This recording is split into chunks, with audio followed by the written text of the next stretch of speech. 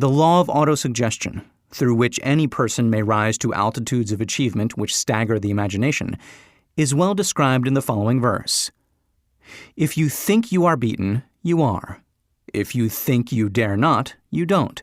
If you like to win, but you think you can't, it is almost certain you won't.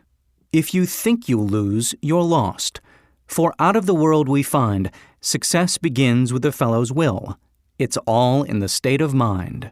If you think you are outclassed, you are. You've got to think high to rise. You've got to be sure of yourself before you can ever win a prize. Life's battles don't always go to the stronger or faster man, but soon or late the man who wins is the man who thinks he can. Listen to the words which have been emphasized, and you will catch the deep meaning which the poet had in mind.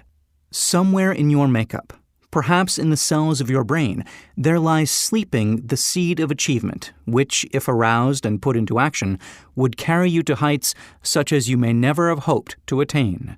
Just as a master musician may cause the most beautiful strains of music to pour forth from the strings of a violin, so may you arouse the genius which lies asleep in your brain, and cause it to drive you upward to whatever goal you may wish to achieve.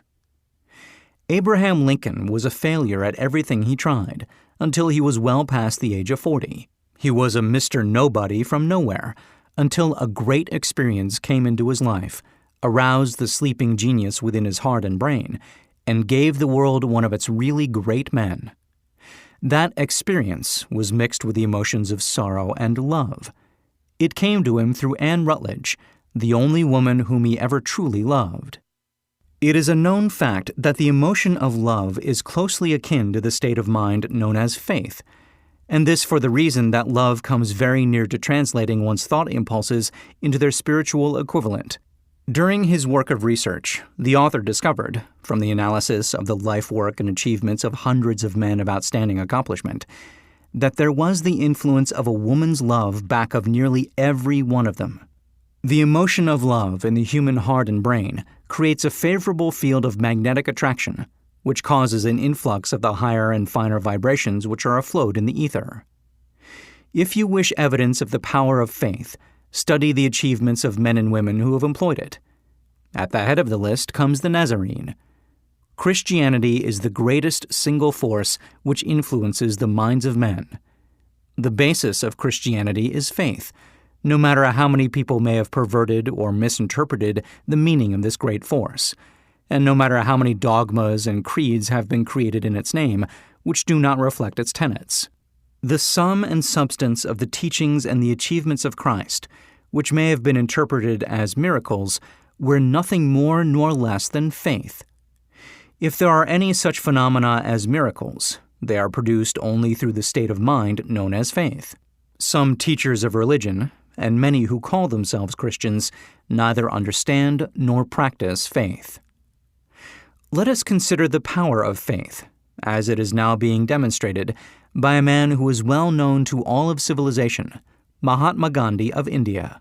In this man, the world has one of the most astounding examples known to civilization of the possibilities of faith. Gandhi wields more potential power than any man living at this time, and this despite the fact that he has none of the orthodox tools of power, such as money, battleships, soldiers, and materials of warfare. Gandhi has no money. He has no home. He does not own a suit of clothes, but he does have power. How does he come by that power? He created it out of his understanding of the principle of faith, and through his ability to transplant that faith into the minds of 200 million people. Gandhi has accomplished, through the influence of faith, that which the strongest military power on earth could not and never will accomplish through soldiers and military equipment. He has accomplished the astounding feat of influencing 200 million minds to coalesce and move in unison, as a single mind. What other force on earth, except faith, could do as much? There will come a day when employees as well as employers will discover the possibilities of faith. That day is dawning. The whole world has had ample opportunity during the recent business depression to witness what the lack of faith will do to business. Surely civilization has produced a sufficient number of intelligent human beings to make use of this great lesson which the Depression has taught the world.